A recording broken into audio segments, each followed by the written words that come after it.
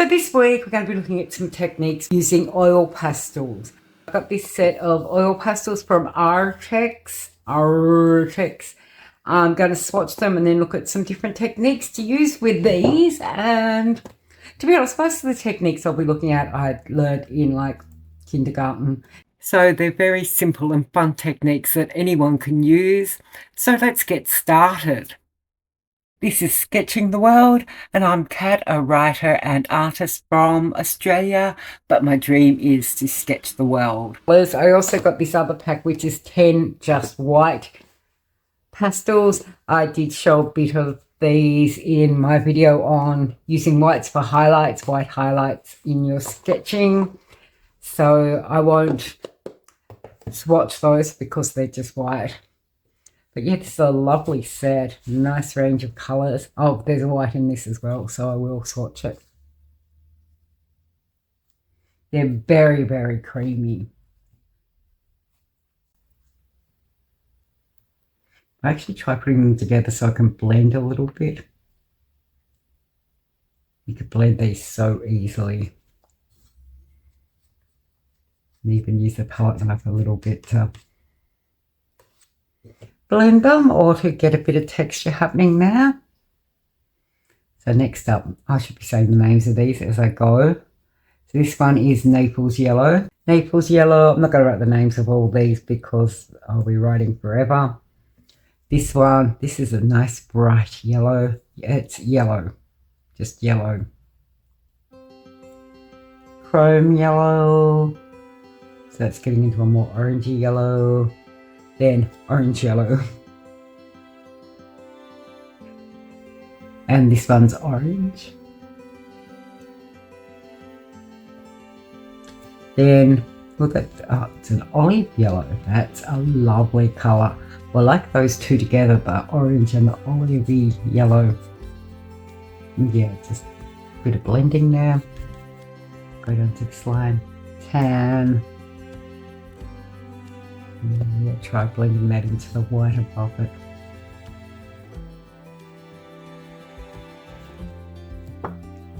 So that blends so nicely. I mean, I guess the thing is, the softer the crayons are and the easier they are to blend, and the more you need to worry about the colour moving once you've used it, like, you know, smudging and that type of thing. I never use fixative on my work. I usually just use a, this one's Sakura Pink, and the one before that was Peach Puff. So Sakura Pink. Yeah, I never use fixative because I usually just use them in my sketchbook, and sometimes I'll put a bit of wax paper in between the pages. But lately I've been thinking about, that's Indian Red, thinking about getting, I don't know if anyone else had these at school. You've got like books to use crayons in, and they actually had a sheet of glassine paper between each page so that the crayons, oil crayons, didn't smear. And I recently found out Sennelier does something like that. They do a sketchbook. Of course, it's a lot more expensive than the ones we had in school. So yeah, that was Crimson.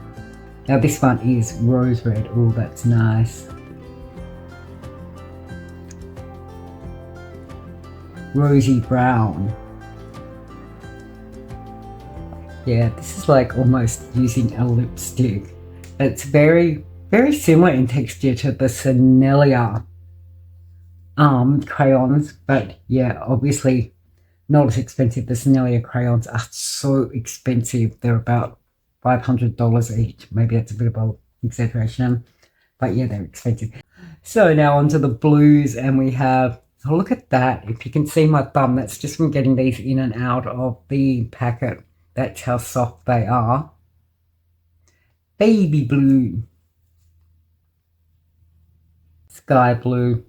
I'd recommend, if you got some pastels like this, to leave them in this sort of packaging. If you put them into a tin or something, they'd be rubbing against each other so much the colour would transfer between them and it would be such a mess. But yeah, having them in this with the foam at least keeps them separated. That was blue, just plain old blue. Keeps them separated and stops the colour rubbing from one to the other. Klein blue.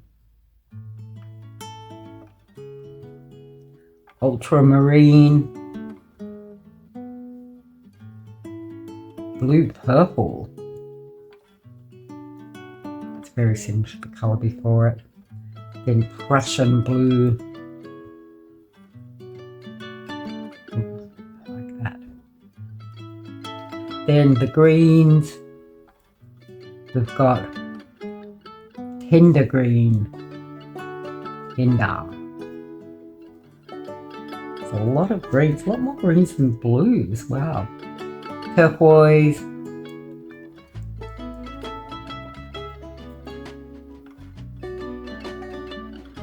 yellow green,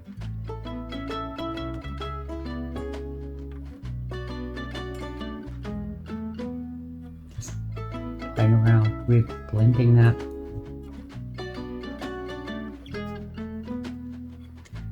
Then we've still got more greens, jade, spring green, mint green, green,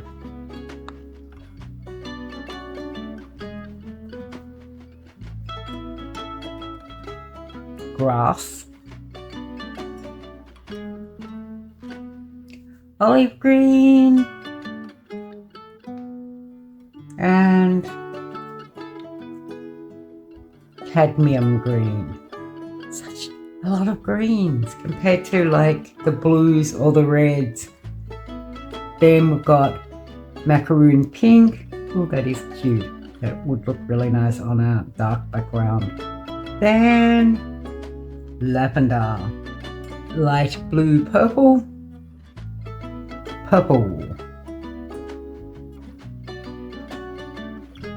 A lot of purples too. Dark violet.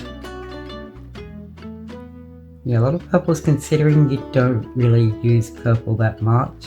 Then on to the browns. I mean, there's been some browns up here, but these are separate. That's light brown. I guess those ones up there are more your reddish, orangish browns. Iron brown. Wow, that's almost black. Then even darker brown. It's quite a blackish brown. Then black. So those are the 48 colours of the Arrtx Oil Pastels. So now let's move on and do some different techniques with these. Okay, let's go on to the first one. This is one I used to love doing when I was a kid. I'm going to try doing it now. I haven't actually tried it with these crayons, so I'm just, hopefully it will work out nicely.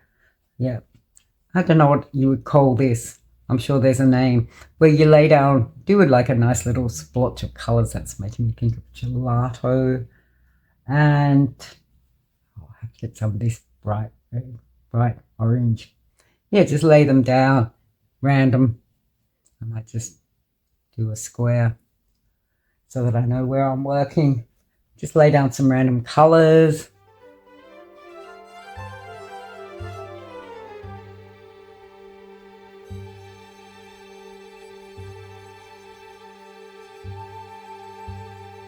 Mix them all together, blend them.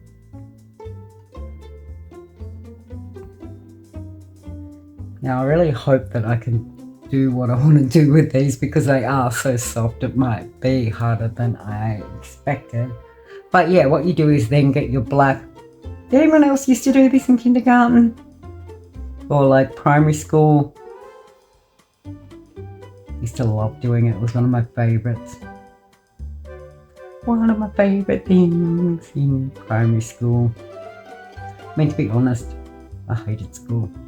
So, you know, Didn't take much to be one of my favourite things. Hated school so much. I mean, maybe not in kindergarten. I don't remember hating kindergarten, but yeah. So what you do then is, once you've got the dark colour over the top, it's something you can scratch with. Oh yeah, this is working nicely. Use this chopstick.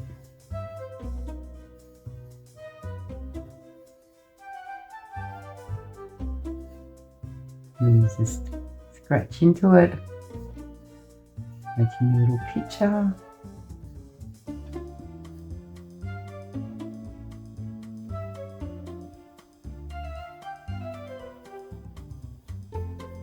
Like, how cool is that?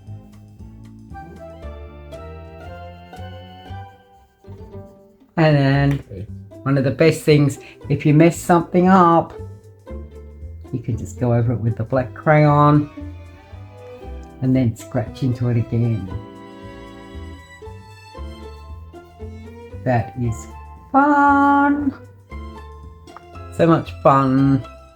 So that's technique number 1. Technique number 2, and again, I don't know what you call this. I'm sure all these techniques have, I've got my hands, have fancy names, but this one, yeah. This is really great if you want to do, like, you know, old buildings, old plaster buildings, and you want to really get that sort of years of paint and stuff built up. Just do a couple of colours. Let's lay this down quite thin though. That's not happening with these because they are quite thick. So I might actually try scratch. I mean, you can do that scratching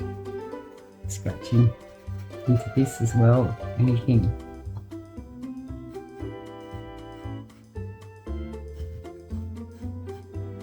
It's like playing with icing.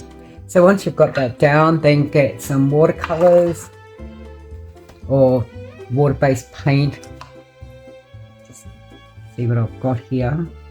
This is watercolor, like dark blue watercolor, so I'll try it with that. Want to make sure you're not using a good brush too, because it does pick up a lot of the oily crayon, and you don't want one of your really good expensive watercolor brushes getting covered in oil. I mean, I guess it would wash off, but yeah, it's not the best thing.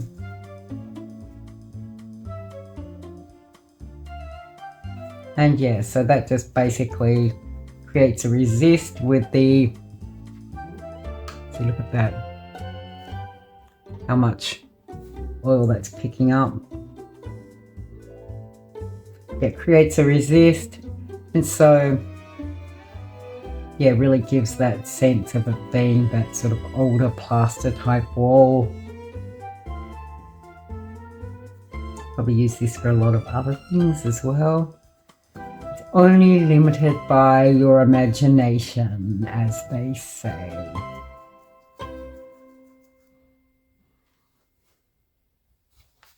So yeah, that's the second technique. I'll just grab some. That's the last of our paper towel. Oh no. Yeah, you can just sort of pat that or leave it to dry as it is if you want to have that sort of beady, dotty texture. Okay, let's move on to technique number 3, which is doing some stippling. Stippling is such a cool word, right? And yeah. It's a pretty common artist technique where you just use dots or dashes or shapes to build up. I'm going for a hydrangea sort of shape here. So yeah, this is a technique that was sort of invented by the Impressionists, and it uses the viewer's eye to sort of blend the colours. You're just putting colours down on the page, and the viewer sort of blends them as they look at them. That's the theory of it. Put some of this lighter pink around here.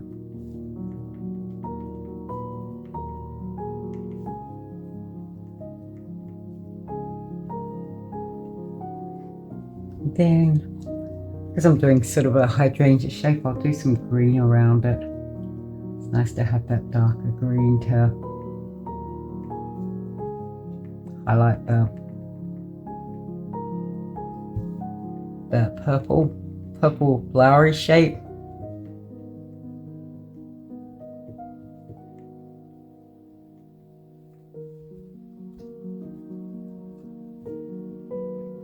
Some this into it. Actually, I'll put something with a bit more brightness.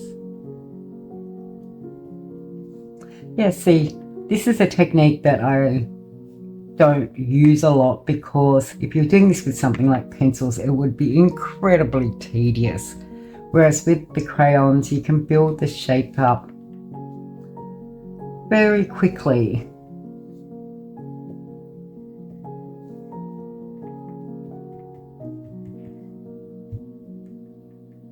It's actually different techniques. Scrumpling, I think, is more of a, where you're doing, like, stippling is dots, and then if you want to do, shapes like this, sort of more lines or squiggly lines, that's more scrumpling, I think is what it's called. But that's a great technique. So then, last but not least, I'll just get a bit of paper. This is another one that we used to do in primary school. That's quite fun. And again, just coat the paper with the crayons.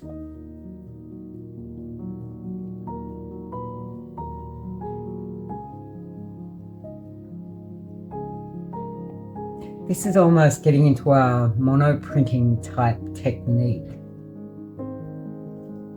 She did a course where we did something very similar to this, but she wanted us to go and buy these like really, really expensive oil sticks. I bought it for doing the workshop, and that was it. But you can do it just as easily with just the oil crayons, and you can do it just as easily with the oil crayons, and it's just as effective. So I'll get a pencil so I can see what I'm doing, a nice pointy one, and let's do some flowers again. And this is basically like a transferring process.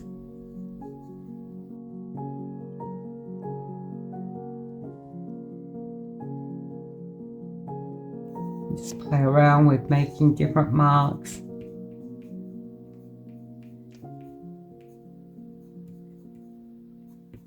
And as I said, it's almost a mono printing. I guess it is a type of mono printing. Mono meaning one, printing meaning printing. Like that sort of thing where you're doing just one print of, what am I saying? The technique where you're just, like, it's a printing technique, but you're only making one copy.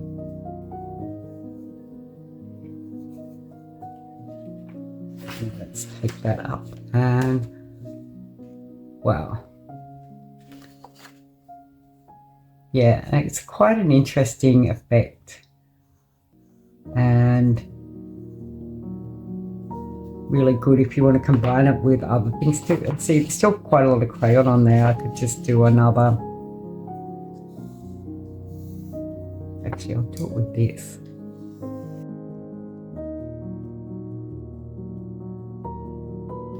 And keep using that. I mean, if you wanted to do a second copy of the print, you just need to go over those pencil lines that you got there, and it's not going to come out exactly the same, but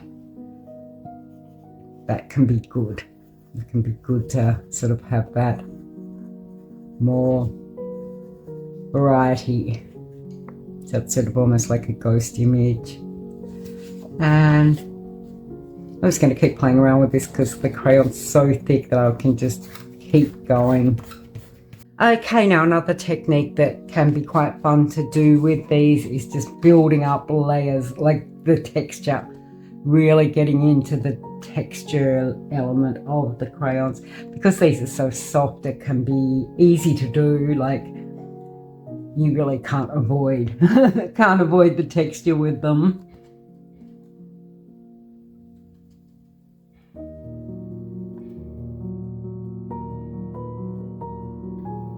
If you want to, you can play around with scraping, scratching, like scraping it almost back to the paper, and the crayons stain the paper.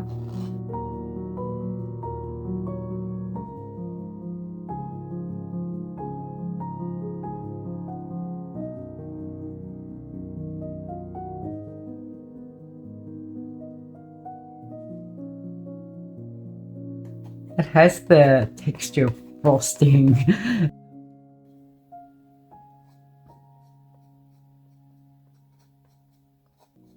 The textural stuff, these are amazing.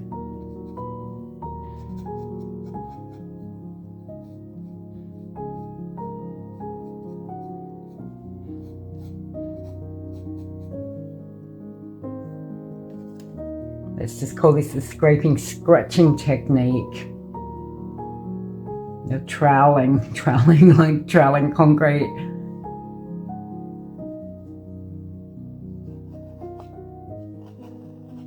That hasn't stuck to the underneath because I guess there's already a coat of oil on the stuff, the underneath layer, so the top layer isn't sticking. But over here where it's just gone straight onto the paper.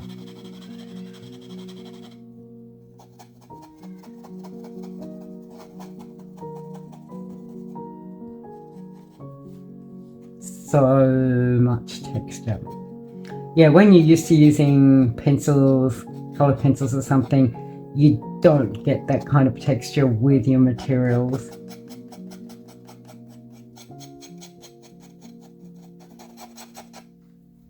Great for doing some kind of abstract-y stuff. But yeah, as I said before, you kind of need to have something, either a fixative, or even if you're like out on location, you can just use a bit of paper towel or something to lay between. Actually trying to press that in to see. Yeah, between your pages, because otherwise it is going to smear and smudge and transfer onto the other page and make a mess. But yeah, these are some techniques that you can use to, as I said, transfer onto the other page. Yeah, different techniques to use with crayons. So it was this one where you do the scratching. Then this one was using watercolor over the top of the oil pastels, getting that kind of really plastery technique, plastery texture.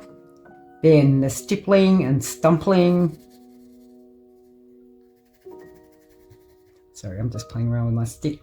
The transfer, using it on another piece of paper to transfer a design. With that, you could even use it with like a photocopy. If you had a photocopy, you put the photocopy, say that's a photocopy, put the crayon on the back of the photocopy, and it's a good way to get the photocopy transferred to your page. If you want to do it in a way that loses that photographic quality and gives it a bit more of a raw texture, a bit more of a raw feel. So then, yeah, I went on and did this sort of very textured troweling effect with the palette knife, scratching into the actual paint, moving the paint around, and getting that, it's very, very painterly texture when you use it like that. So yes, those are my 5 oil pastel techniques, and now I might just try and do a bit of a sketch using some of these techniques to show you how it looks. Okay, I'm back to do a test sketch, and I've got to say, I just went and washed my hands, and I'm not sure how much this is showing up on camera. After washing my hands twice, I've still got quite a bit of staining, and that from using crayons. That's how like messy they are. So if you're someone who doesn't like getting messy, these are probably not for you. But if you, like, I know some people absolutely love that. So yeah, definitely something to think about if you want to use oil crayons. Anyway, now I'm going to try a sketch with them.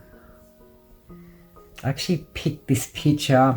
I wanted something very textural, something very, yeah, with a lot of texture and a lot of stuff going on. It's not something that, you know, you need to be precise with. So yeah, I found this. This is beach near where my mum used to live. I took the dogs for a walk one day. There'd been a storm the night before and there was lots of driftwood. Just so much driftwood on the beach. So that's what we're sketching today. I feel for this sketch in particular, there wasn't enough sort of neutral beigey tan colours in the set. I wanted to be able to differentiate the pile of driftwood in the foreground from the sand in the background, and was finding that a bit hard to do. But that is, yeah, something that's probably just unique to this picture. If I was doing something with a lot more greens or blues, then it wouldn't have been an issue. And I'm really sorry that my sketch is a little bit off camera, cut off down the bottom. Unfortunately, when you're filming yourself sketching, you can't reshoot it. So, yeah, just have to put up with that, I guess. I'll show the full sketch at the end. I really enjoyed using these Arrtx Oil Pastels. They're quite lovely to use, very creamy, very smudge, easy to blend and smudge. I guess that's something that can be a positive or a negative depending on your own style. But yeah, I found them nice to use and would definitely recommend them. So how about you? Do you like using oil pastels? Do you like having that smudgy, sort of very textured, very painterly feel from them? Or would you prefer something that's a bit more solid, a bit harder to use, bit harder in texture? Let me know. And here's the finished piece. I was really happy with how it came out. So thanks for watching again this week. If you've enjoyed this week's episode, make sure to hit the like button, and I'll see you in the next video.